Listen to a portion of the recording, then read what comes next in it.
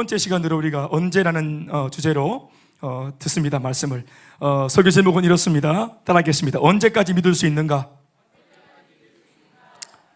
오늘 로마서 본문을 보면 우리가 흔히 알고 있는 믿음의 조상 아브라함에 대한 바울의 견해와 해석이 명확하게 진술되어 있는 것을 볼 수 있습니다. 특별히 바른 믿음에 대한 설명을 이 로마서 4장에서 이어가던 중에 바울이 아브라함에 대한 이야기를 첨가하게 된 배경은 아브라함이야말로 믿음의 조상으로서 오늘 예수를 믿는다고 하는 우리 성도들이 도대체 어떤 믿음을 가져야 하는지에 대한 가장 명확한 답을 제시하고 있는 인물이라고 보았기 때문에 그렇습니다. 그래서 믿음 얘기하는데 아브라함 빼고 할 수가 없겠죠. 그래서 믿음에 대하여서 설명하면서 아브라함의 믿음에 대해서 바울 자신이 해석하는 또 바라보는 그 아브라함 믿음에 대한 견해와 해석을 가지고 오늘 말씀을 풀고 있습니다. 그도 그럴 것은 당시 로마 교회 성도들이 갖고 있었던 신앙과 믿음이란 것이 바울이 보고 들었을 때는 몹시도 불완전해 보이고 연약하기 짝이 없어 보였기 때문에 그렇습니다. 그래서 사실 이 로마서도 그런 연유 때문에 바울이 로마 교회 성도들한테 격려하고 그들의 믿음을 견고하게 하기 위해서 쓴 편지 아니겠습니까? 할렐루야. 그러니까 견고하게 하기 위해서 썼다는 것은 그들이 지금 이 편지를 받기 이전에는 지금 견고하지 못한 신앙을 갖고 있다고 바울이 진단을 한 것입니다. 또 그 진단은 맞는 말이에요. 로마서를 읽어보면 그들이 예수를 믿는 로마 교회 성도라는 이름을 갖고 있으면서도 굉장히 많은 그런 죄에 노출되어 있었고 그 누구도 이런 유혹이나 죄에서 뭔가 영적으로 텐션을 걸어서 돌파해 보려고 또 믿음대로 살아보려고 세속의 유혹을 끊어보려고 몸부림치는 흔적이 별로 안 보였어요. 그래서 마치 술 취한 사람들처럼 밤에 행하는 그런 불황자처럼 그렇게 신앙생활을 했던 걸 보면서 그 밤에 속한 모든 잘못된 습관들을 끊어버리고 낮에 속한 사람들처럼 단정히 행하자라고 그렇게 말씀을 적는 바울의 그런 열변을 듣습니다. 바울이 로마 교회 성도들이 왜 그렇게 세상적인 유혹에 쉽게 무너지고 또 자빠지고 야합했는가를 볼 때 적어도 바울이 볼 때는 그들이 이 교회 성도들이 믿음이 약했기 때문이라고, 어떤 면에서는 믿음이 약한 정도가 아니라 믿음이 없다고 보았기 때문에 견고한 믿음, 세상을 실제로 부닥쳐서 세상을 돌파해낼 수 있는 믿음, 아멘이십니까? 그 실존적인 살아있는 믿음을 말하기 위해서 믿음을 말했고 또 그 믿음을 말하기 위해서 실제로 그렇게 살아내었던 아브라함의 삶을 또 믿음을 말했던 것입니다.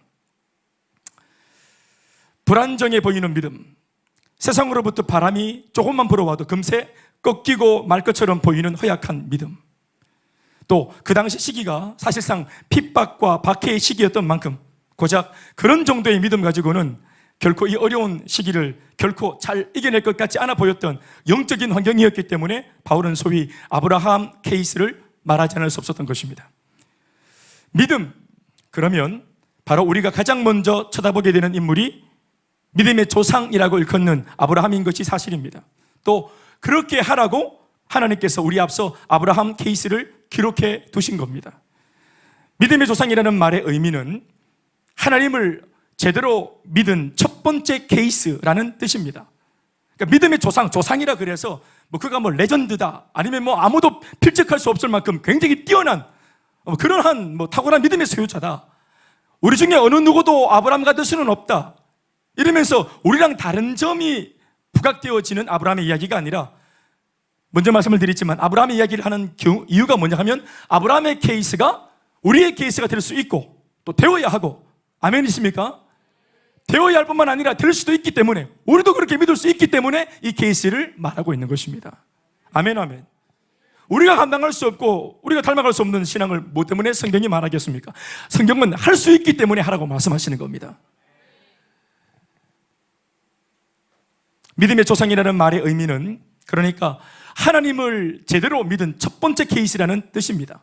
그러니 우리는 하나님이 남겨놓으신 이 첫 번째 케이스, 아브라함 케이스를 바울의 시선을 통해 잘 새겨놓아야 될 필요가 있습니다. 왜냐하면 그 당시 로마서를 썼던 바울이 바라보던 로마 교회 성도들과 오늘 우리가 예수 믿는 우리들, 이 시대에서 예수 믿는 우리들의 모습이 그다지 크게 다를 바가 없기 때문에 그렇습니다. 믿음의 조상이라는 조금은 독특하면서도 뭔가 유별나 보이는 이 타이틀 자체만을 놓고서 우리는 먼저 이 별칭이 쓰인 배경을 살펴봤으면 좋겠습니다.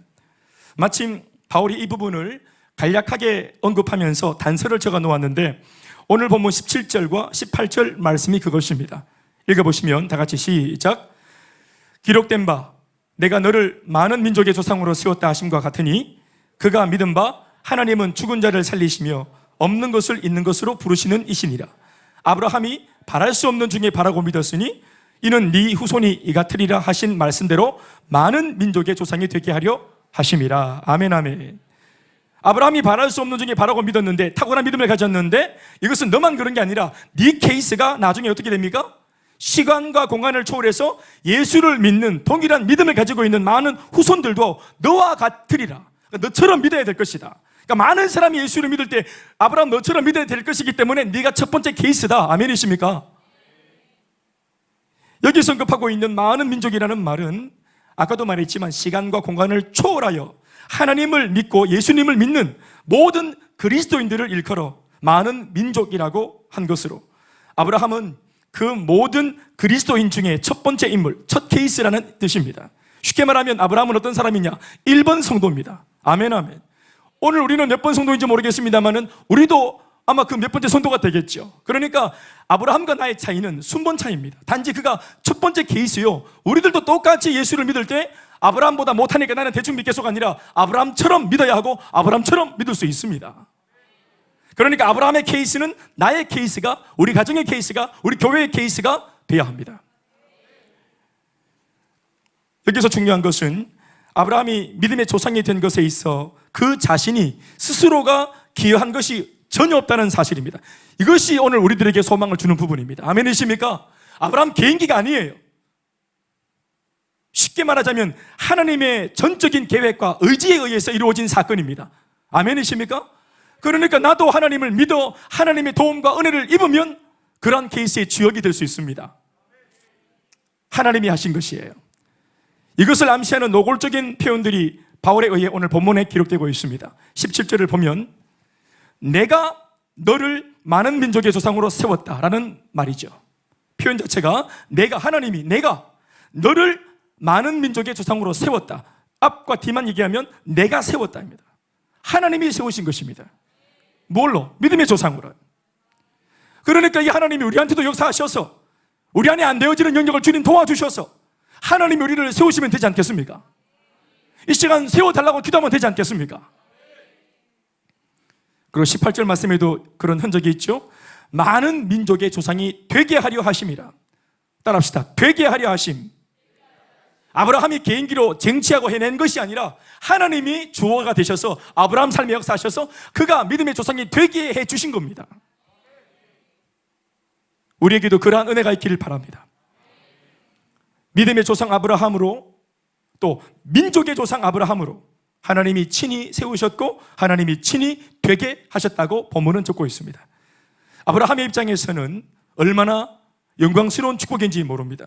하나님을 알지 못한 채로 75년이나 되는 인생을 허송세월하고 자신이 어디서 왔고 어떻게 살아가고 가야 하고 이렇게 살다가 도대체 어디로 가는 것인지도 모르고 그냥저냥 사라지니까 살았던, 근본도 없고 목적도 없던 이 가련한 노인을 하나님께서 만나주시고 믿음을 주시고 그 믿음을 견고하게 만들어 급기야는 믿음의 첫 케이스로 만들어주신 것은 그의 인생 최고의 반전 사건이 아닐 수 없습니다. 믿음의 첫 케이스라는 말은 믿으려면 바로 이 사람 아브라함처럼 믿어야 한다라는 말의 의미입니다. 다시요. 믿음의 첫 케이스라는 말은 믿으려면, 누구든지 예수를 믿으려면, 하나님을 믿으려면 이 사람 아브라함처럼 믿어야 할 것이다 하는 말입니다. 그것이 믿음의 조상이란 이름이 지니고 있는 의미예요. 어떤 면에서 성도가 하나님을 믿는다는 것에 있어서는 예수님이 모델이 될 수 없을지도 모릅니다. 무슨 말인지 알겠습니까? 성도가 하나님을 믿는 것에 있어서 우리가 모델을 찾을 때 예수님만큼은 이 부분에 있어서는 모델이 될 수 없습니다. 예수님은 우리가 믿는 믿음의 대상이시지 하나님을 이렇게 믿어야 한다는 것을 보여주는 성도인 우리들의 모델이 될 수는 없다는 말입니다. 그래서 하나님을 믿는 이 믿음에서만큼은 예수님이 아닌 인간 성도 중에서 모델이 될 만한 좋은 케이스가 나와야 할 필요가 있는데 그것이 바로 아브라함 케이스가 된 것입니다. 바로 이런 맥락에서 바울 역시도 제대로 믿음 생활을 못하고 있는 로마 교회 성도들에게 다른 사람이 아닌 이 아브라함 케이스를 소개하고 있는 까닭이 여기에 기인하고 있는 것입니다. 자, 이제 본론으로 들어가서 말씀을 들어봅니다. 오늘 우리가 말씀을 통해 고민해야 할 주제는 믿음의 육하원칙 중에서 언제에 해당되는 이 부분인데요. 시기, 그러니까 어떤 순간, 시기, 때, 이것을 말하는 것이겠죠. 설교 제목에도 그 주제를 언급했듯이 예수님을 믿는 우리 성도들은 과연 언제까지 믿을 수 있는가 하는 것을 놓고 영적인 해답을 얻어가는 시간 될 수 있기를 바랍니다.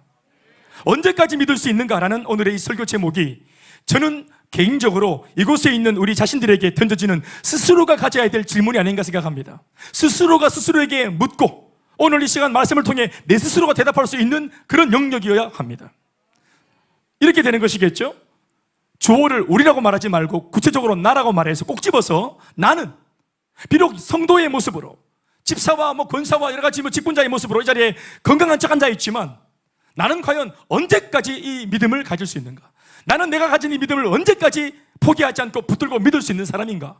하는 것에 대한 스스로의 답말입니다.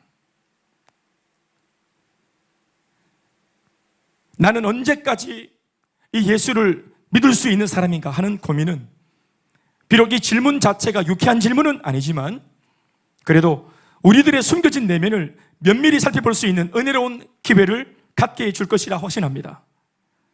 만에 하나 이런 질문이 나 스스로 가지는 것이 아니라 남이 나한테 던지는 날카로운 지적질 형태의 질문이 되면 우리는 몹시 분노하고 마음도 상할 겁니다.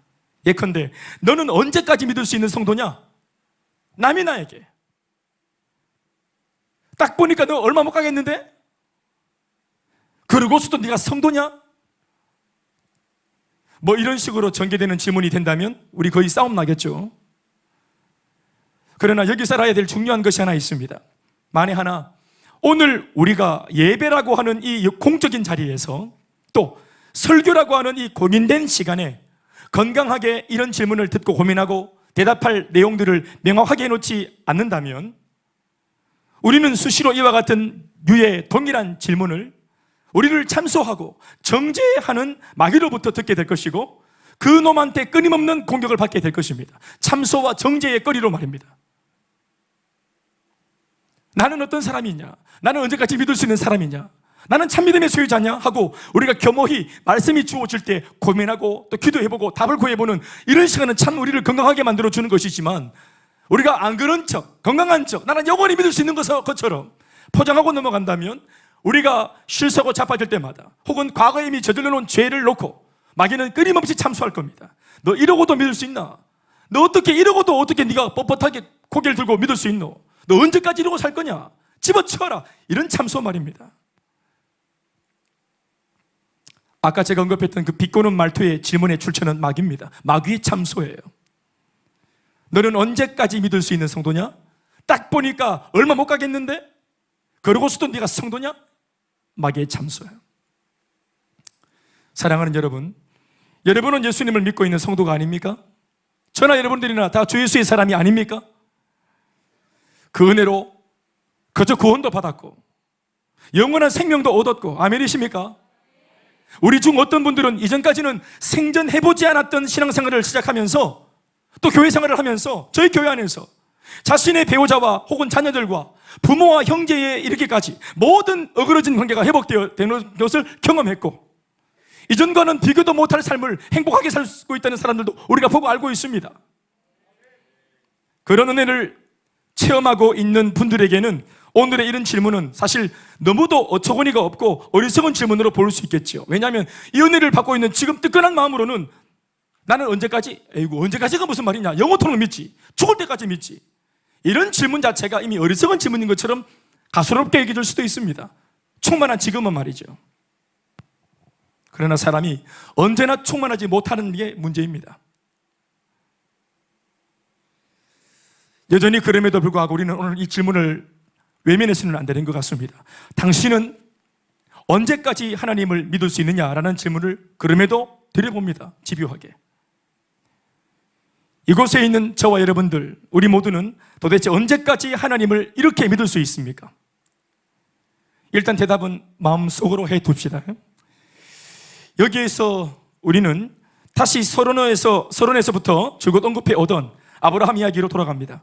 제가 오늘 이 언제라고 하는 주제로 설교하기 위해 오늘의 이 믿음의 조상이라 불려지는 인물을 주목한 데는 명확한 이유가 있습니다. 앞에서도 언급했다시피 믿음의 조상이라는 축복의 반열 위에 한 인물을 지명해서 세우신 분은 하나님이십니다. 그러면서 하나님은 이 믿음의 첫 번째 케이스인 아브라함 케이스를 통해서 두 번째와 세 번째, 그리고 그 뒤로부터 계속 이어지는 믿음의 후손들 전체에게 아브라함처럼 믿어야 하고, 아브라함처럼 믿을 수 있고, 아브라함처럼 믿어야 된다는 사실을 연거푸 강조하고 계신 것입니다. 오늘 본문 로마서 4장 23절과 24절 말씀에 보면 이렇게 적고 있습니다. 그에게 의로 여겨졌다 기록된 것은, 이러한 아브라함의 기록이 있는 것은 아브라함만 위한 것이 아니요 의로 여기심을 받을 우리도 위함이니, 이 시대의 우리도 위함이니. 아멘이십니까? 어떤 우리입니까? 곧 예수 그리스도를 죽은 자 가운데서 살리신 이를 믿는 바로 그 성도, 지금 예수를 믿는 성도, 우리를 말하는 것입니다. 아브라함의 케이스를 기록한 까닭은 오늘 아브라함만 위한 것이 아니라 그 후손인 우리들, 이 대한민국 땅은 이방인 땅인데 이 이방인 대한민국에서 믿고 있는 오늘 이 나라 국민들, 이 나라 성도들, 우리들도 위함이니. 아멘이십니까? 우리들도 아브라함처럼 믿어야 됩니다. 옛날에는 그랬다더라? 아닙니다.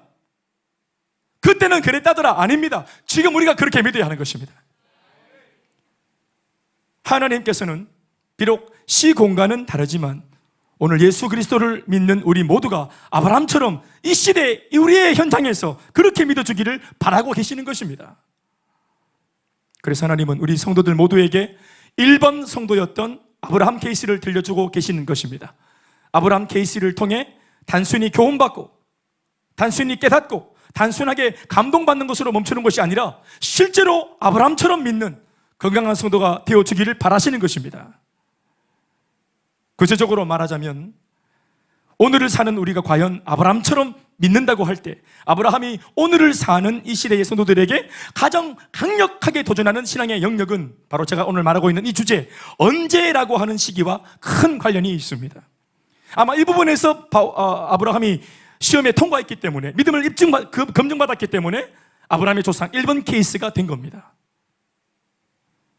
쉽게 말해 아브라함의 믿음이 시기와 관련되어 있다는 말이 뭐냐 하면, 그는 언제든지 하나님을 믿는 사람이었고 언제까지나 하나님을 믿는 참 성도였다 하는 것입니다. 이 부분에서 통과한 겁니다.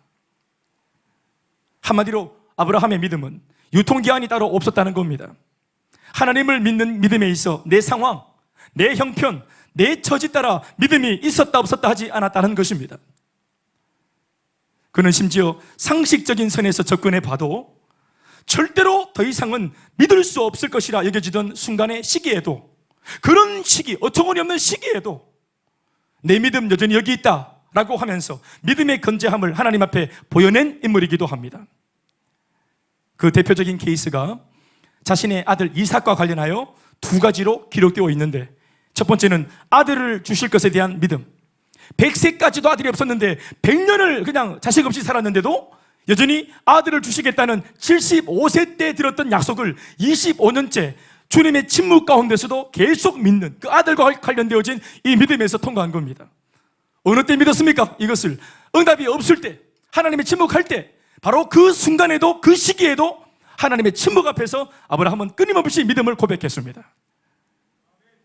그리고 두 번째는 아들과 관련해서 그렇게 100세에 기적같이 얻게 된 그 아들을 다시 죽여서 바치라고 하는 다소 부당해 보이는 명령, 그 뒤에 있는 하나님의 신실하심에 대한 믿음입니다. 그게 아들과 관련되어진 두 번째 그가 믿었던 시기입니다. 어떤 시기입니까? 첫 번째는 아들을 주신다고 말하고는 안 주는 그때, 두 번째는 아들을 주시놓고 이미 손에 주어진 그 아들을 다시 죽여서 내놓으라고 말하는 그 부당한 명령을 할 때, 그때도 아브라함이 그 전과 같이 같은 믿음으로 믿습니다. 하나님을. 아브라함에게 있던 아들을 주실 것에 대한 믿음이라는 것이 어떤 겁니까? 조금 구체적으로 언급을 해보면, 자신의 나이가 이미 100세가 다 되어도 아직도 응답하지 않는 하나님의 무정함에, 하나님의 그 어떤 부당해 보임 앞에, 무책임함 앞에 결코 야속해 하거나 포기하지 않고, 바로 그런 때, 바로 그런 순간, 바로 그런 시기에도 여전히 하나님의 약속을 끝까지 믿는 믿음이었던 것입니다. 이거 어렵습니다, 여러분. 하나님의 축복이 내 개인적인 타이밍과 멀어지고 갭이 생기고 거기 인터벌이 생길 때 이게 얼마나 사람이 초조해집니까? 때로는 하나님이 주신다 그래놓고 침묵할 때 나는 내 믿음 고백하면서 이거 괜찮은 척 할 수 있어요. 그런데 제일 먼저 옆에 있던 사라가 얼마나 옆에서 붕탕질을 합니까? 당신이 하나님이 주신다고 약속을 했는데 안 주는 걸 보니까 사람인 우리들도 좀 노력을 해야 되는 거 아닌가 싶다 하면서, 그래서 첩을 통해서 우리가 아이를 갖자고, 그래서 하가를 취하게 만들고 인간적인 방법을 동원하고 합리적으로 그렇게 이성적으로 접근한 거 아닙니까? 하나님은 아니라 했잖아요. 그래서 이스마엘 태어나서 뒤늦게 아가 태어나니까 이 몸종 하갈이 또 눈이 뒤집어져 가지고 자신의 주인인 사라를 막 밀어내려고 하고 이렇게 집안에 온통 난리가 났잖아요. 그 바람에 집이 얼마나 시끄러웠습니까? 또 이스마엘은 이스마엘대로 좀 이게 태어나가지고 불신한 가운데 태어나서 그 집에서 쫓겨나서 또 들나귀가 되어서 이스마엘 족속이 또 일어나서 역사 가운데 이스마엘 족속이 들짐승처럼 얼마나 그 이삭의 가문을 들여박았습니까? 한 번의 실수가 말입니다, 어두운 역사를 만들어내는 일에 아브라함은 가만히 있고 믿음을 지키고 싶었지만 주변 사람이 가만두지 않습니다. 야, 그거 기도한다고 되냐? 교회만 나가면 다냐? 믿기만 하면 다 되냐? 막 그러면서 막 그냥 얼마나 흔들어대는지 몰라요. 특별히 가족들이, 사라 가족 아닙니까? 사라 가족, 자기 부인이 막 흔들어댑니다. 남편이 막 흔들어댑니다. 가장 옆에서 손잡아주고 힘이 돼줘야 될 암묵적인 지지자가 제일 먼저 흔들어댈 때 믿는 구석이 다 사라지는 거예요. 마음이 아득해지는 것입니다. 그런데도 불구하고 하나님을 끝까지 흔들리지 않고 믿을 수 있는가? 여러분, 이거 쉽지 않습니다. 그러나 아까도 말했지만 아브라함 케이스, 오늘 예수 믿는 나의 케이스가 될 수 있고 되어야 합니다. 저도 조금 했지 않습니까? 저도 불신 가정에 손자 믿어서 조금 했지 않았어요?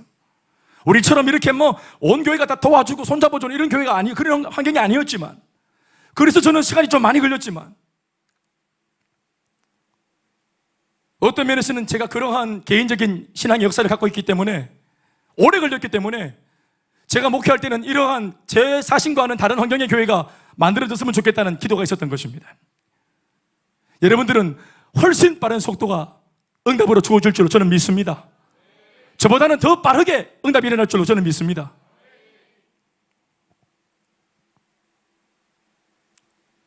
하나님의 무정함에 아브라함 야속해 하거나 삐지거나 낙심하거나 포기하지 않습니다. 바로 그때 애가 임신하고 막 그냥 배가 불러오면서 믿음이 막 그때 믿기 시작한 것이 아니에요. 전혀 조짐이 없어요. 입덧도 안 해요. 밥만 잘 먹고 살아. 토도 안 해요. 그런데 바로 그런 주님의 침묵이 일어나는 바로 그 순간, 그때 그 순간 그 시기에 자신의 믿음에 전혀 이상이 없습니다. 바울은 아브라함의 이 믿음을 이렇게 표현합니다. 오늘 본문 17절 말씀을 열어주셔야 됩니다. 없는 것을 있는 것으로 부르시는 하나님이라. 이거 제 말이 아니라 바울의 표현입니다. 구약시대 인물인 아브라함을 놓고 신약시대 인물인 바울이, 예수를 늦게 믿은 바울이 아브라함 이야기 원래부터도 알았겠지. 율법을 통해서 모세오경을 다 외우고 있었으니까. 그러나 예수 안에서 이런 우리가 말하는 이 신앙을 복음 안에서 가지고 난 뒤에 원래 알았던 모세오경을 재해석해보니까 아브라함이 믿는 믿음이 놀랍다. 아브라함이 믿음으로 된 것이라. 아멘이십니까? 그 대단한 믿음이라는 걸 알게 되었어요. 언제 믿었습니까? 없는 것을 있는 것처럼 부르시는 하나님이라는 사실을, 그거 믿으면서 이걸 통과했다는 사실을 바울이 발견한 거예요. 아멘, 아멘. 따라합시다. 없는 것을 있는 것으로 부르시는 하나님. 없는 것을 있는 것으로 부르시는 하나님. 아멘이십니까? 믿음은 바라는 것들의 실상이라고 히브리서 11장 1절 말씀이 말하고 있지요. 믿음은 바라는 것들의 실상이라. 아멘, 아멘. 원래는 없습니다. 허상입니다. Nothing. 아무것도 없습니다. 그런데 믿음을 가지고 하나님이 주신 믿음 안에서 꿈을 가진 사람한테는 보입니다. 여러분들 아들을 볼 때, 자식을 볼 때 미래가 안 보입니까? 성적을 통해 보니까 미래가 안 보이죠. 그러나 믿음으로 보면 바랄 것들이 생기는 것입니다. 믿음은 바라는 것들의 실상, 허상이지만 믿음으로 보면 허상이 실상이 되는 것입니다. 보이지 않는 것들의 증거라. 아멘이십니까? 원래는 안 보이는 건데 계속 믿음으로 바라보면 증거가 딱 나오는 것입니다. 잘 될 수 있다, 될 수 있다, 실마리가 딱 보인다 이 말입니다. 영적인 시각, 영적인 시선, 영적인 통찰력이 생기는 순간입니다. 믿음이 눈을 뜨게 하는 것이에요. 우리가 처음 10년 전 개척했을 때 여러분 믿음이 있는 사람들은 이런 좋은 날이 올 줄로 그때부터 믿었을 겁니다. 아멘이십니까? 부부가 사이가 안 좋을 때, 별가고 이혼하고 어려움을 당했을 때, 그때 우리가 상담을 할 때 분명히 회복할 수 있다고 말을 해줍니다. 그러면 그 믿음대로 되는 것입니다. 믿음이 없는 사람들은 믿음이 있는 자들이 일으킨 그 믿음의 놀라운 사건을 보며 뒤늦게 듣고 박수만 치겠지만 아무런 조짐이 없을 때부터 믿음으로 보는 사람들은 아니요, 이 정도 문제로 가정이 깨어지지 않습니다. 이 정도 문제로 당신의 삶이 망하지 않습니다 하며 믿음이 있는 사람이 권면할 수 있고, 믿음이 있는 사람이 권고할 수 있고, 믿음이 있는 사람이 의지를 줄 수 있는 것입니다. 응원할 수 있고 격려할 수 있는 거예요. 없는 것을 있는 것으로 부르시는 하나님. 제가 별 볼일 없는 신학생일 때 휴학하고 또 아르바이트 하자니까 또 교회를 못 섬기겠고 일용직 노가다를 하면서 또 마치면 밤새도록 산에 올라가서 기도하고 그런 시절이 있었습니다. 하나님이 그렇게 하라 하실 때가 있었습니다. 그럴 때 제가 다른 사람 문제로 기도원에 갔다가 소위 어느 용한 기도 많이 하는 권사님이 저는 그냥 들러리로 갔는데 저를 잡으시더만은 이런 말 했다 안 합니까? 큰 종 되겠대. 뭐 여러분들 아멘 안 해도 괜찮습니다. 이게 내 거니까. 뭐요? 제가 전도사도 아니고 목사도 아닙니다. 사역도 안 할 때예요. 그냥 신학생 청년입니다. 그런데 그 권사님 저를 뭐 어떻게 한다고 처음 보는 분이 할머니가 새벽 5시에 전 봐가지고 큰 종 되겠대. 이 말이 제 평생에 제 귀에 울림이 되었습니다. 제가 아멘으로 받았고 제가 믿음으로 받았어요. 물론 지금도 덜 큰 종입니다. 그러나 그게 뭐 사이즈로 크다 이런 게 아니라 의미 있게 또 가치롭게 한 시대에 쓰임받는 종이면 큰 종이죠. 아멘이십니까? 없어요. 없는데 믿음을 가진 사람들의 눈에는 있는 것처럼 보이는 것입니다. 우리 옆에 사람에게 그렇게 한번 고백합시다. 믿음이 있는 우리 눈으로. 옆에 보시면 없지요? 미래가 안 보이고 뭐 불투명해 보이고 좀 없어 보입니까? 믿음으로 축복합시다. 잘 될 거라고. 예. 건강한 가정을 나중에 이루게 될 거라고. 네? 타산의 복을 받게 될 거라고. 세일 잘 될 거라고. 아멘이십니까? 교회가 잘 될 거라고. 이 코로나 완전히 사라지고 잘 될 거라고. 이 민족 소망이 있을 거라고. 믿음으로 말할 수 있는 겁니다. 없는 데서 있는 것처럼 말하는 사람. 아브라함이 그랬다는 거잖아요. 아브라함이 아가 안 생겼는데도 자꾸 애 생기기도 않았는데도 자꾸 방을 꾸미고 모빌을 꾸미고 자꾸 그냥 흔들며 저 침대를 갖다 놓고 자꾸 그렇게 또 막 이렇게 준비하는 거지요.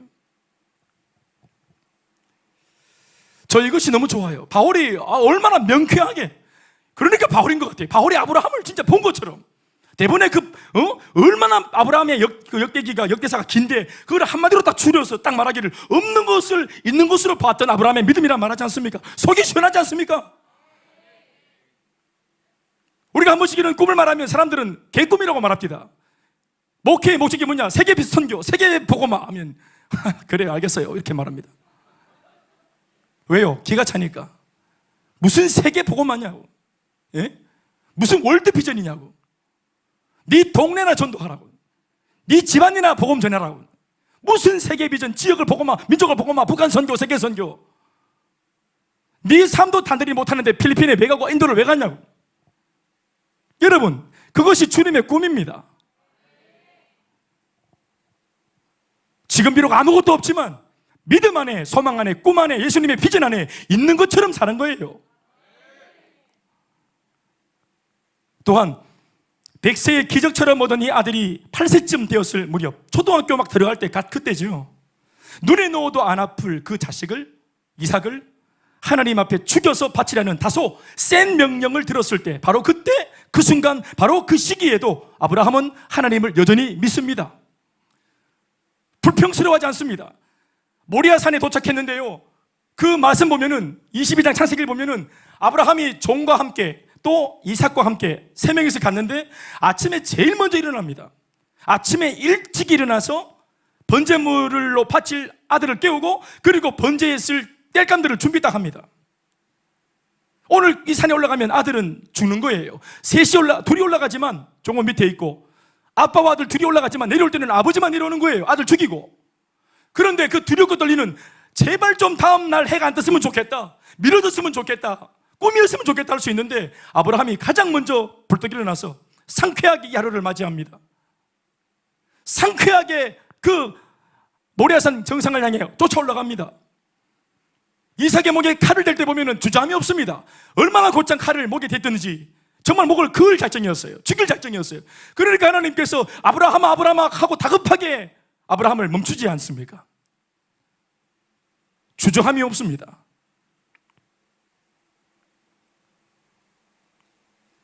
다소 부당해 보일 만큼 도무지 이해 못할 그 하나님의 명령 뒤에 틀림없이 숨겨져 있을 하나님의 선한 뜻, 비록 지금 내 육안에는 안 보이지만, 당장에 그냥 액면가루는 도저히 그 선한 뜻이 안 보이지만 내가 지금껏 알고 경험한 바, 내가 믿는 나의 하나님, 여기까지 나를 인도하신 하나님, 결코 하나님의 선한 뜻은 나를 버리거나 나한테 고통을 주거나 나를 불행하게 하지 않을 것이라고 하는 숨어있는 선한 뜻을 믿음으로 보는 것입니다. 절대로 하나님이 나한테 그렇게 하실 리가 없다. 이거 믿습니까 여러분? 절대로 하나님이 우리를 망가뜨리지 않습니다. 우리를 망하게 하지 않습니다. 우리를 아무 까닭 없이 욕보이지 않습니다. 이것을 믿습니다.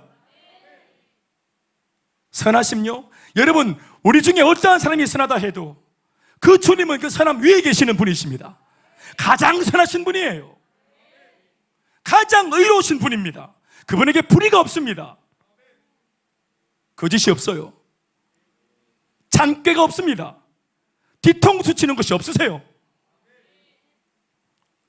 언제나 그분의 뜻이 선하고 옳습니다. 아브라함이 이걸 간파한 겁니다. 내게 들려지는 말이 아니고요, 명령이 아니고요, 이 명령을 말씀하시는 분을 신뢰하니까 그 신뢰하는 분으로부터 나오는 말은 어떤 말이라도 믿을 수 있는 겁니다. 이거 아멘이십니까? 그분의 말이 아니에요. 메시지가 아닙니다. 메신저, 하나님 당신 자신을 직접 경험했고 내가 만났기 때문에 100% 나의 하나님의 선하신 하나님을 이 아브라함이 이미 알고 있는 거예요. 그런데 그분의 선하심과 그분의 명령이 다소 괴리가 느껴지는 충격이 올지라도 이때 말씀을 붙들고 막 미워하고 근심하고 막 고민하는 게 아니라 이 말씀을 주신 하나님의 선하심을 믿는 것입니다. 존재를 믿는 것입니다. 하나님 당신 자신을 믿는 것이에요. 내게 준 복으로 하나님을 저울질하지 마십시오. 여러분들이 지난날 받은 응답의 사이즈로 하나님을 평가하지 마십시오.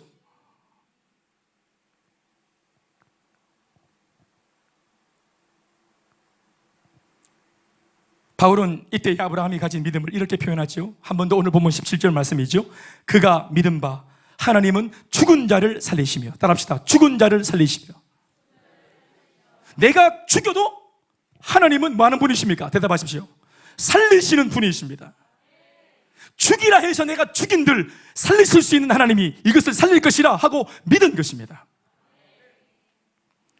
없는 것을 있게 해서 내게 주신 하나님이신데, 잘 들으세요. 이 아들 이삭, 어떤 이삭입니까? 처음에 없었어요. 100세까지 없었어요. 그건 없는 거예요.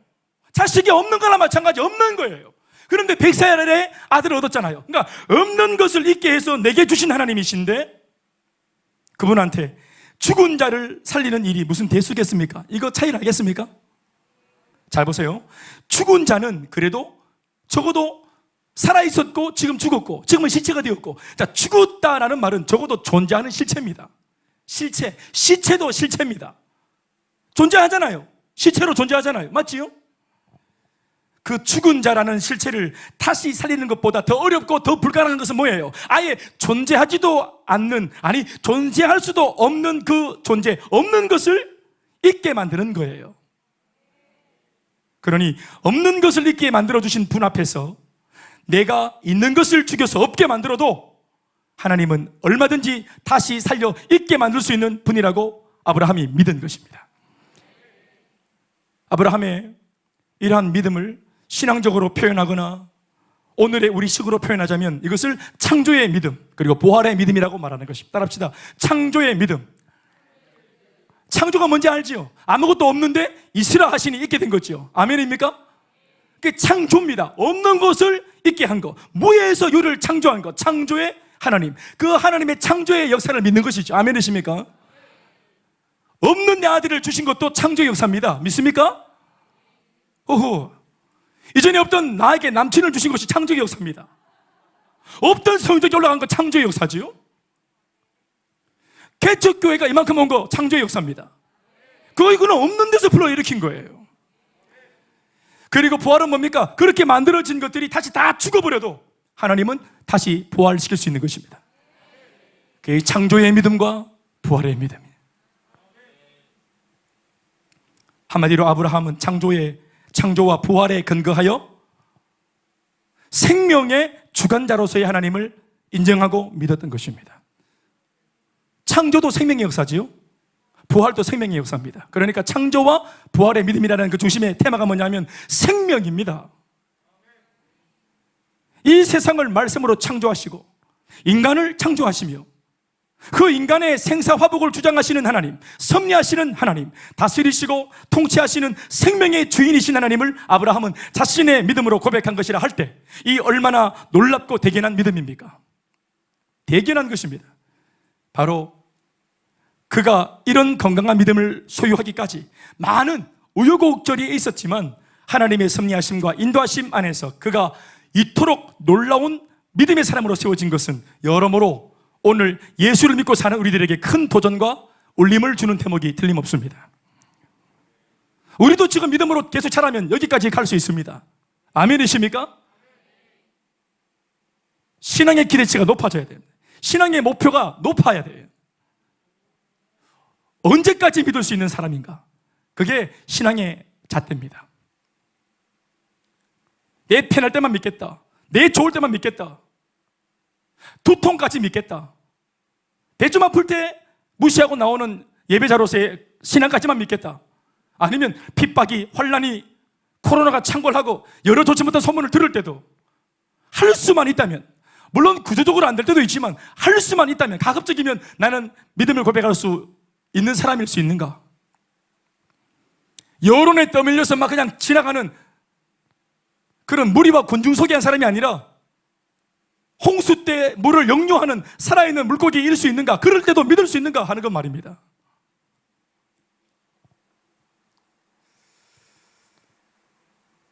(19절과 19절에서부터 22절의 말씀을 읽어보면 이 어려운 시기에 아브라함이 구체적으로 어떻게 믿음을 저버리지 않고 내면에서 일어나는 불신과 싸워나가는지를 들여다볼 수 있습니다. 함께 읽습니다. 19절로부터 시작. 그가 100세나 되어 자기 몸이 죽은 것 같고 사라의 태가 죽은 것 같음을 알고도 믿음이 약해지지 아니하고 믿음이 없어 하나님의 약속을 의심하지 않고 믿음으로 견고하여져서 하나님께 영광을 돌리며 약속하신 그것을 또한 능히 이루실 줄을 확신하였으니 그러므로 그것이 그에게 의로 여겨졌느니라. 아멘이십니까? 믿음을 지켜나간 아브라함, 그 말은 내 속에 수많은 불신, 믿음을 포기할 수 있는 많은 도전들을 다 극복하고 돌파하고 이겨냈다는 말이에요. 그래서 믿음을 지켰다는 말입니다. 아멘입니까? 믿음을 지켜나간 아브라함이 보여준 몇 가지 중요한 승리의 단서들을 주목하십시오. 동사지요. 첫 번째, 알고도 약해지지 않았다는 거예요. 이 알고도가 중요한 겁니다. 이게 상식적으로, 의학적으로, 병리학적으로 또 여러 가지 입장에서 볼 때 아기를 가질 수 없습니다. 100살 먹은 노인, 사라의 나이는 10살 차이니까 90살 할머니예요. 이미 경수가 끊어졌어요. 생명이 착상될 수가 없습니다. 그런데 환경이, 여건이 전혀 지금 상황과 시기가 그렇게 응답받을 수 있는 시기가 아니라는 걸, 이미 지났다는 걸 알고도, 불가능하다는 걸 알고도 뭐 있다고 하십니까? 첫 번째, 약해지지 않았다. 두 번째, 알고도 의심하지 않았다. 세 번째, 알고도 견고하여졌다. 네 번째, 알고도 하나님께 오히려 원망하지 않고 영광을 돌리며, 알고도 마지막 뭡니까? 확신했다. 이러한 것들을 배경으로 오늘 우리가 주제로 삼고 있는 동일 질문을 아브라함에게 던진다면 이렇게 되는 것입니다. 아브라함, 당신은 언제까지 하나님을 믿을 수 있습니까? 라는 질문을 던질 수 있겠죠. 여기에 대한 대답을 아브라함은 이미 삶으로 그리고 자신의 믿음으로 대답을 한 것입니다. 아브라함이 마치 이렇게 대답한 것과 같습니다. 나는 하나님이 침묵하시는 순간에도 그분의 약속을 믿을 수 있고요, 나는 하나님이 응답하지 않는 동안 내 몸이 점점점 늙어가고 병들어가고 이제는 끝났다고 남들이 수군대고 조롱하는 순간까지도 그분의 약속을 믿을 수 있습니다. 반드시 하나님은 내게 아들을 주실 것이라고 한 약속을 지킬 것이라고 나는 굳게 믿습니다. 17절 말씀에 기록된 대로 아브라함은 하나님을 믿되 없는 것을 있는 것으로 부르시는 하나님, 아멘이죠. 죽은 자를 살리시는 하나님으로 믿었습니다. 창조의 믿음, 부활의 믿음으로 하나님을 바라봤습니다. 이것을 놓고 바울은 18절을 통해 이와 같은 아브라함의 믿음을 한마디로 이렇게 적고 있습니다. 바랄 수 없는 중에 바라고 믿었다. 없는 중에 믿는 거, 죽여도 살릴 것이라고 믿는 거, 이게 뭐라고 표현된 거예요? 바랄 수 없는 중에 여전히 바라고 믿었다고 말하는 것입니다. 바랄 수 없는 중에는 믿음을 저버리는 순간이고, 바랄 수 없는 순간은 믿음을 포기하고 제 짐 싸는 순간이에요. 이제 퇴장하는 순간입니다. 무대에서 내려오는 순간이고, 하던 기도도 멈추는 시간입니다. 하던 사역, 봉사 다 멈추는 순간입니다. 그러나 모두가 이제 그만하면 됐다라고 말하는 그 순간, 바랄 수 없는 순간, 아브라함은 여전히 바랄 수 없는 중에 바라고 믿기로 결단을 한 것입니다. 여러분, 언제까지 믿을 수 있습니까? 여러분, 언제까지 하나님을 섬기고 사랑할 수 있습니까? 언제까지 하나님의 살아계심과 위대하심을 노래할 수 있습니까? 바랄 수 없는 중에 그것이 정답입니다. 18절 말씀을 다 같이 전문을 읽어보시겠습니다. 시작. 아브라함이 바랄 수 없는 중에 바라고 믿었으니 이는 네 후손이 이 같으리라 하신 말씀대로 많은 민족의 조상이 되게 하려 하십니다. 아멘이십니까? 믿음의 조상도 그렇게 믿었고 믿음의 후손인 우리들도 그렇게 믿어야 하는 것입니다. 바랄 수 없는 중에 바라는 게 믿음 아니겠어요? 왜 믿음이라고 말합니까? 안 믿기니까 믿음이 필요하잖아요. 아멘이십니까? 믿음은 언제 필요합니까? 안 믿길 때 믿음이 필요한 거예요.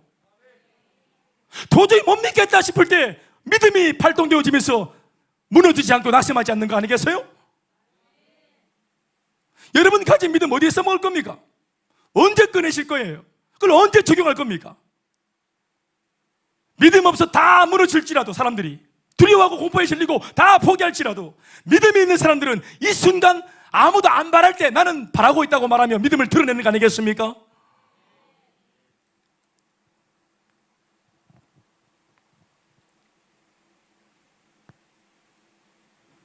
코로나 때문에 우리 목사님들 대화를 우리들끼리 많이 할 때가 있어요. 걱정을 많이 하세요. 무엇보다 헌금이 많이 줄었대요. 어떤 교회는 30%밖에 안 거쳐진대요. 70%가 줄었대요. 어떤 교회는 이 2달 동안 헌금이 얼마나 줄어서 50%. 제가 들어보니까 70%를 헌금을 그걸 걷는 교회가 선방하는 교회라고 들었어요. 제가 이런 말 들으니까 재정적인 물어보질 못하겠더라고요. 우리 얼마 거치고 있냐고 못 물어보겠더라고요. 2달이 지나서 제가 들었어요. 저희 교회가 90% 헌신을 했습니다. 아멘이십니까? 저 70%만이라고 기도했습니다. 선방 좀 해보자고. 왜? 훈련한 교회니까. 뭐가 좀 다르겠지 했습니다. 90% 하나님 응답입니다. 10% 여러분 마이너스 10%는 하나님 겸손하라고 그렇게 하신 것 같습니다.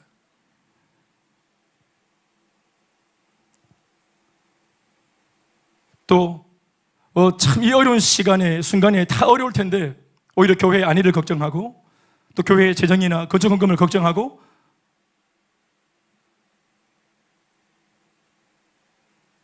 헌신한 분들의 그 헌신을 참 감사하게 생각합니다.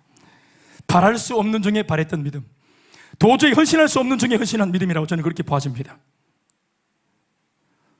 언제라고 하는 이 시기를 두고 믿음을 시험한다고 할 때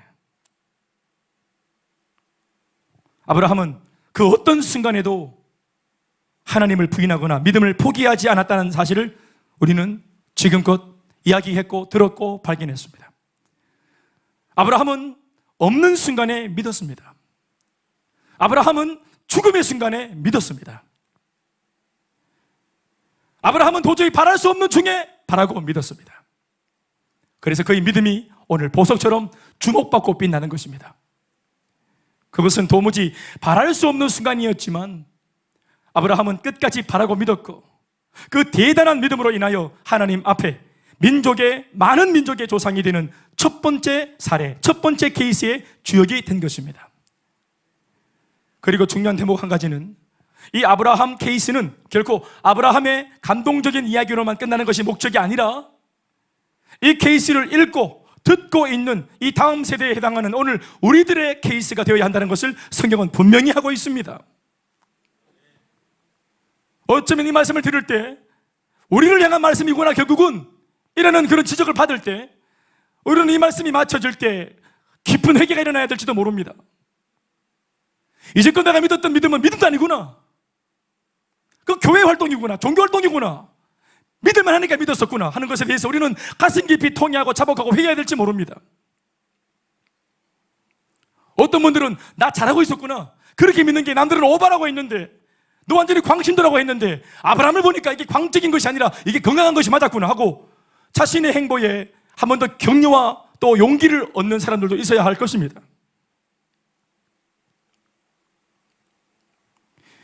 24절 말씀, 의로 여기심을 받을 우리도 위함이니. 아브라함 케이스, 우리들에게도 해당되는 우리들도 위함이니. 어떤 우리입니까? 곧 예수 그리스도 우리 주를 죽은 자 가운데서 살리신 이를 믿는 자인 여기 이곳에 모인 우리들 말입니다. 아멘이십니까? 예수를 믿는 우리, 예수님은 여러분 구약에 등장하지 않았어요. 그런데 아브라함의 케이스나 오늘 예수를 믿는 우리들의 케이스가 같은 어떤 영적인 구조를 가지고 있는 것입니다. 이거 들어보세요. 오늘 바로 이곳에서 예수 그리스도를 믿고 있는 우리가 실제로 믿고 있는 것이 무엇인가요? 바로 예수님이 하나님의 아들로서 이 땅에 구주로 오셨다는 사실을 우리는 믿고 있습니다. 아멘이시죠? 그리고 우리의 완악한 죄로 말미암아 그 예수는 죽임을 당했지만 사흘 만에 말씀대로 다시 살아났다는 사실을 우리가 믿습니다. 이것이 바로 아브라함이 그 옛날 하나님께 인정받았던 그 믿음, 바로 창조의 믿음과 부활의 믿음인데 그가 그 당시 믿은 것과 오늘날 우리가 믿고 있는 바가 같습니다. 우리가 아브라함의 자손이란 말 바로 여기에서 나오고 여기에 기인한 것입니다. 아브라함이 실로 대단한 인물이긴 하지만 사랑하는 여러분, 이건 역시도 잊지 마십시오. 부활하사 살아계신 예수 그리스도를 나의 구주로 믿을 때 이미 우리들의 믿음 역시도 아브라함의 믿음과 똑같은 인정을 하나님으로부터 받은 것입니다. 그러니 우리가 가진 예수 믿는 믿음 역시도 실제로는 대단하고 놀라운 믿음인 것입니다. 아멘이십니까? 우리가 생각하는 것보다 훨씬 놀랍고 대단한 믿음을 오늘 저와 여러분들이 예수 믿는 믿음 안에서 소유하고 있다는 사실을 믿으시기 바랍니다. 어떻게 아브라함이 100살의 아들을 가질 걸 믿었지? 이거 하고 이 강도가 우리한테 오늘날 이달리 집사, 너 하나님 믿어? 당신 예수 믿어요? 예수님 부활을 믿어요? 이게 말이 돼요? 이게 여러분 불신의 생각으로 이성적으로 접근할 때, 논리적으로 접근할 때 안 보이는 신을, 이 지금 이게 문명이 발달하고 과학이 발달하는 이 시대에 이걸 믿고 있어. 이 자매가 멀쩡하게 대학 나와가지고 사지멀쩡한 자매가 이걸 믿는 이 믿음하고 아브라함이 100세에 믿었던 그 믿음하고 이게 같은 분량의 믿음이란 말입니다. 가치가 같단 말이에요. 아멘이십니까? 그러니까 아브라함만 대단한 게 아니라 오늘날 예수를 믿는 우리의 믿음도 대단하다 이 말을 하고 싶은 거예요.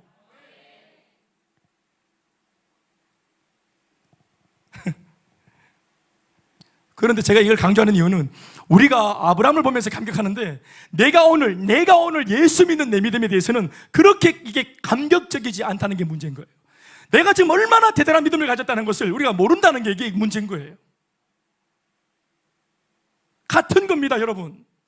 지금껏 제가 거의 설교 시간 한 80%, 90%를 아브라함 얘기에 제가 썼지 않습니까? 대단한 그의 이름을 칭송하지 않았습니까? 여러분, 그게 아니고요. 지금 하나님을 믿고 있는, 이 시대에 예수를 믿고 있는 저와 여러분들이 가지고 있는 이 믿음, 이 믿음이 대단한 믿음이란 말이에요. 그 시대 아브라함의 믿음과 같은 것입니다. 단지 그분은 1번 성도, 우리는 뭐 그런 성도입니다. 번호를 잘 모르겠어요. 같은 성도예요. 믿음의 조상, 우리는 후손, 그 차이밖에 없습니다. 중요한 것은 믿음 안에 우리가 영적인 가문이라는 사실이에요. 이거 아시겠죠? 그런데 왜 우리들은 우리가 가진 믿음이 이러함에도 불구하고 왜 그 옛날 아브라함에 비해 문제가 많아 보일까요? 왜 우리들의 오늘날 이 믿음은 아브라함에 비해 택도 없이 부족하고 허약한 믿음처럼 보일까요? 그것은 우리 안에 있는 믿음을 실제 상황에서 아브라함처럼 써먹지를 못하는 데 있습니다. 어느 저명한 외국인 신앙단체 총수가 일찍이 한국교회, 들불처럼 뜨겁게 예수 믿기로 유명한 이 한국교회 성도들의 허점을 지적한 바와 같이 한국교회 성도들은 총론에는 강한 반면 강론에는 약한 것 같아 보인다 하는 이 말이 오늘 우리들의 문제점을 잘 지적한 것입니다. 듣기에 기분은 나빠도 사실입니다. 다시 말로 쉽게 표현하면 우리 오늘 성도들의 문제는 이론은 강한데 반해 적용이 약하다는 말과 같은 것입니다. 믿음은 결국 삶에서 응용되고 삶 속에서 실제로 적용되어져야 믿음이에요. 그것도 가능하다면 구체적으로 적용되어져야 합니다. 말씀이, 믿음이. 아브라함은 단지 우리보다 잘 써먹은 사람이고 믿음을, 우리는 잘 써먹지 못한다는 게 차이점이에요. 아브라함의 믿음을 보십시오. 실존하는 실제 생활 속에서 그게 영향을 발휘하잖아요. 애가 안 생기고 부부 안에 말은 안 하지만 안목적인 트러블이 있고 또 이거 서로 말하면 상처가 되니까 꼭 같이 이 부정적인 말 안 하고 참고 그러면서 하나님을 바라보고 좋지 못한 분위기 연출을 하지 않고 굳이 털어 먼지 내지 않고 생활 속에서 자신의 생각을 지키고 마음을 지키고 입을 지키고, 아멘이십니까? 생활 속에서 부부 사이에 그 어떤 부정적인 교류하지 않고 마음을 지키고 하나님을 바라보는 믿음을 지켰더니 때가 뒤에 하나님이 응답을 주신 것입니다. 자신의 가정과 부부 사이에 믿음을 써먹은 케이스예요. 아브라함의 케이스는. 아멘입니까? 또 실제 아들을 바치려고 하는 문제도 마찬가지. 내 아들 내놓으라는 그 문제, 실질적으로 내 삶의 문제고 내 자식의 문제, 다음 세대의 문제입니다. 우리 가정의 문제예요.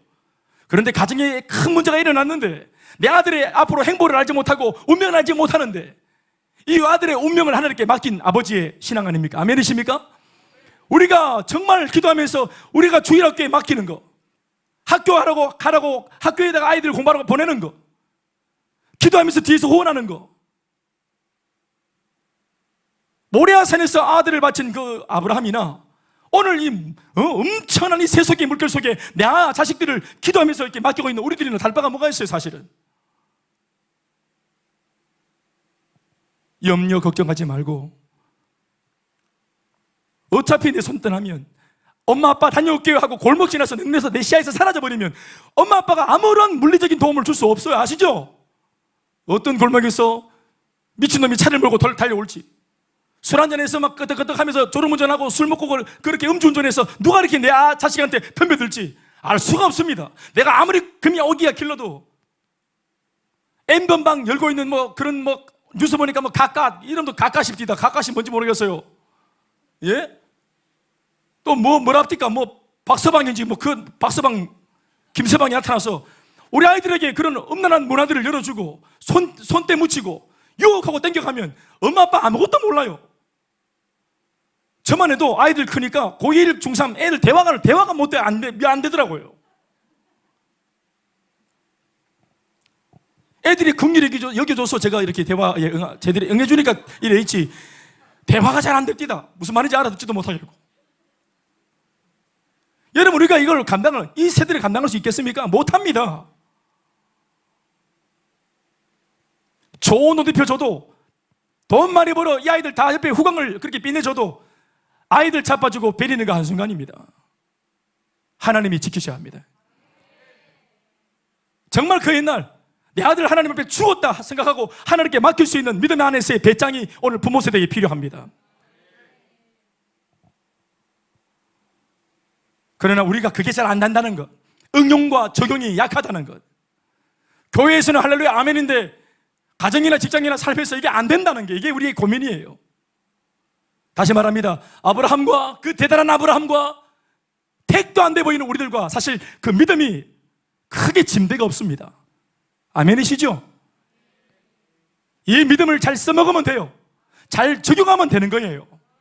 환난과 위기가 올 때, 도저히 믿지 못할 순간이 올 때, 압박이 올 때, 포기하고 싶은 순간, 낙심이 충만한 그 순간, 뒤돌아서고 싶은 그 순간 침륜에 빠지지 않고 주 예수의 이름으로 끝까지 밀어붙이면 되는 겁니다. 말씀 맺겠습니다. 결국은 믿음을 언제 써먹는가 하는 겁니다. 언제라는 이 물음 앞에 내 속에 창조의 믿음도 있고 내 속에 부활의 믿음도 있으나 이런 믿음은 언제 써먹어야 하는 것입니까? 정답은 안 믿길 때입니다. 믿음은 언제 써먹는 겁니까? 안 믿길 때. 아브라함을 보십시오. 알고도 약해지지 않고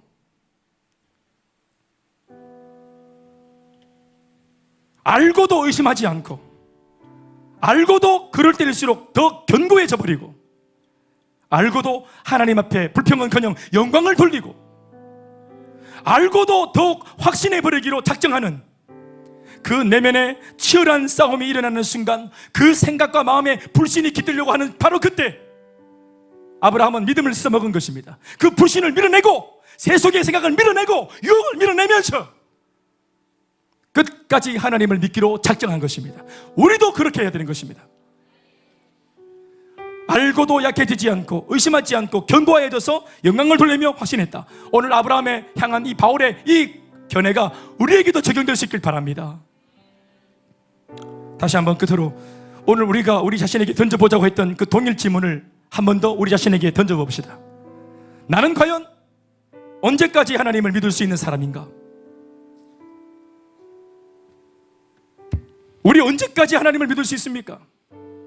우리 언제까지 하나님을 섬길 수 있고 사랑할 수 있고 우리 언제까지 복음을 전할 수 있습니까? 우리 언제까지 꿈을 꾸며 살아가는 영적인 이상주의자가 되어 살 수 있습니까?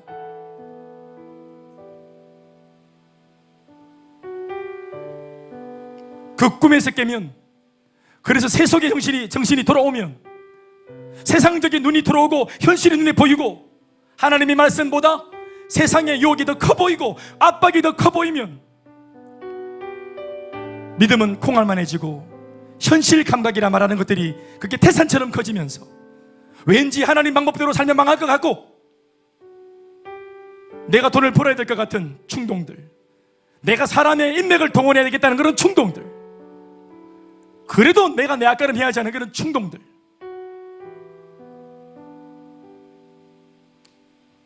필요한 것들을 위해 사는 것과 더 많은 것들을 갖추기 위해 사는 것은 다른 것입니다. 우리는 후자를 놓고 욕심이라고 말합니다. 그러나 어떤 사람들은 그 욕심을 꿈이라고 포장하여 자신의 야망을 끌고 가는 사람들도 있습니다. 그러한 인생을 살겠다 결정하는 사람들한테는 오늘 이러한 우리 삶을 건드리는 말씀들은 정말 부담스럽게 그지없는 말씀이 아니겠습니까? 여러분, 하나님의 말씀은 결코 우리를 호락호락 밀어주거나 격려하지 않습니다. 아시죠? 어떤 면에서 하나님의 말씀은 항상 내 생각과 내 스케줄과 내 의견과 내 계획을 방해합니다. 하나님은 자꾸 교회 안에 계시면서 내가 한 번씩 와서 만나면 되는데 자꾸 우리의 삶에 들어오셔서 내 삶 전체를 손보려고 하십니다. 그것이 우리가 예수 믿는 우리의 생각과 우리의 방향성과 주님이 우리가 찾아오시는 그 방향성이 다른 거예요. 오병이어의 사건을 보면 많은 사람들, 거의 2만 명에 가까운 사람들이 남녀노소 물어나고 군중이라는 이름으로 예수 곁에 찾아갔던 이유는 그 잔디밭에서 예수를 통해 만난 음식을 먹었기 때문입니다. 5개의 떡과 두 마리의 물고기로 예수님의 축사와 기도 후에 2만 명이나 되는 많은 사람들이 그 기적의 음식을 먹고 마셨습니다. 그들은 음식을 먹으면서 흥분하고 열광하고 예수를 연호했습니다. 이런 예수와 영원히 살면 우리 굶어 죽을 이유 없겠다, 그럴 까닭이 없겠다 했습니다. 내 필요를 채워주는 예수님, 내 가려운 곳을 끌어주는 그런 예수님 항상 곁에 두면 좋겠다 했습니다. 왜? 내게 좋으니까, 유익해 보이니까. 그럴 때는 모두가 다 예수 했습니다. 그러나 그 오병이어의 먹거리 잔치가 끝나고 쇼가 끝나고 난 뒤에 그 본연의 목적을 쫓아 예수님은 말씀을 전했습니다. 그런데 그 말씀이 내용이 무엇인지는 알지 못하지만 이 말씀을 전하는 그 과정 속에 수많은 군중들은 이를 갈며 그리고 하는 말이, 누가 감히 이러한 말씀대로 살 수 있는가, 이 말씀은 어렵도다 하면서 등을 돌려 다 떠나갑니다. 왜 이 말씀이 부담이 되었습니까? 예수의 말씀이 자기의 삶을 건드렸기 때문에 그렇습니다. 자기의 야망을 예수의 말씀이 건드렸기 때문에 그렇습니다. 자신의 욕심을 예수의 말씀이 건드렸기 때문에 그렇습니다. 네 계획대로 사는 인생이 되지 말라고 예수님이 뭔가 내 스케줄을 건드렸기 때문에 그렇습니다. 그들과 우리가 다를 바가 뭐가 있습니까? 우리의 삶을 터치하면 우리 다 이렇게 반응합니다. 그들은 이를 갈며 자리를 떠났습니다. 그리고 예수의 가르침에 모욕을 했습니다. 그때 예수님이 떠나가는 군중을 향해서 이런 반구하지 않으시며 오히려 앉아서 남아서 황당해하고 있는 12 제자들에게 예수님이 이런 말씀을 하셨습니다. 너희도 가려느냐? 그때 그 유명한 대답을 베드로와 및 제자들이 합니다. 주여, 영생의 말씀이 여기에 있사오매 우리가 네게로 가오리까? 저는 제가 담임 목사로서 교회에 출입하는 많은 사람들을 봅니다. 들어오는 사람들도 보고 나가는 사람들도 봅니다. 그러나 들어온 곳 말고 나가는 부분에 있어서 참 많은 사람들이 이렇게 왔다 갔다 하면은 참 어려움을 제가 겪습니다. 사실은 교회는 쇼핑하는 곳이 아닙니다. 교회는 내 필요를 채우고 빠지는 그런 맥도날드가 아닙니다. 드라이브 스루가 아니에요. 소속감과 애착심과 이곳에 있는 주를 향한 나의 사랑으로 뿌리를 내리는 것입니다. 그리고 그렇게 뿌리를 내린 사람이 나의 교회를 사랑하며 주님의 몸된 교회를 끝까지 지켜내는 것입니다. 그렇게 한 공동체와 교회가 세워지고 그렇게 터받고 있는 교회는 함께하는 성도들과 함께 지역을 복음화하고 변화시키기 위해 꿈을 꾸고 달려가는 것입니다. 저는 목회자로서 이러한 질문, 너도 가려느냐 하는 이 질문을 저는 제 자리, 목회자인 자리에서 제가 성도들한테 할 수 있다고 생각을 했었습니다. 일단의 사람들이 교회를 나갈 때 남아있는 사람들한테 제가 속상하니까 너희들도 가려느냐? 저는 제가 탑 리더로서 그렇게 말할 수 있는 자리에 있다고 생각을 했습니다. 그런데 제가 최근에 묵상을 하면서 그게 아니라는 걸 알게 되었습니다. 주님께서 제게 이 오병이어의 말씀을 떠올리고 제게 묻습니다. 대현아, 김 목사야, 너야말로 떠나려느냐? 너도 떠나겠느냐? 이렇게 묻는 질문을 주님이 저한테 하시는 겁니다. 저는 제가 남아있는 성도들한테 물을 수 있다 생각했는데 아니고 주님이 저한테 똑같이 저를 성도로 보시고 묻습니다. 너도 가려느냐? 충격이었습니다. 저는 제가 질문할 수 있는 자리에 있는 줄 알았는데 아니라는 겁니다. 왜냐하면 저도 사실은 성도들이 흔들리면 저도 흔들립니다. 그러면 제가 결심한 마음은 아니지만 흘러가는 물결처럼 찰나적으로 그런 부정적인 생각이 들어올 수 있습니다. 아, 관둘까? 그만뒀으면 참 좋겠다. 너무 힘드니까, 너무 속상하다, 억울하다, 마음 아프다, 이럴 수 있겠지요. 그런데 주님이 그런 생각을 찰나라도 가지고 있는 제 마음을 알았는지 저한테 묻습니다. 너도 가렸느냐? 꿈과 비전을 포기할 거냐, 김 목사? 그래, 설사 마음 약한 사람이 나온다 해서 너마저도 꿈을 포기할 거냐? 너도 그만둘 거냐? 그분이 제게 정확하게 물으셨습니다. 제가 너무너무 깜짝 놀랐고 충격이었습니다. 아브라함처럼 우리는 너희도 가려느냐 하는 질문을 오늘 주제에 맞게끔 우리가 바꾸어 들을 수 있습니다. 언제까지 너는 믿을 수 있느냐, 김 목사? 너 이러한 형편에도 믿을 수 있느냐? 일꾼들이 때로는 막 무너져 내릴 때 너 그래도 낙심하지 않고 그럴 때도 믿을 수 있느냐?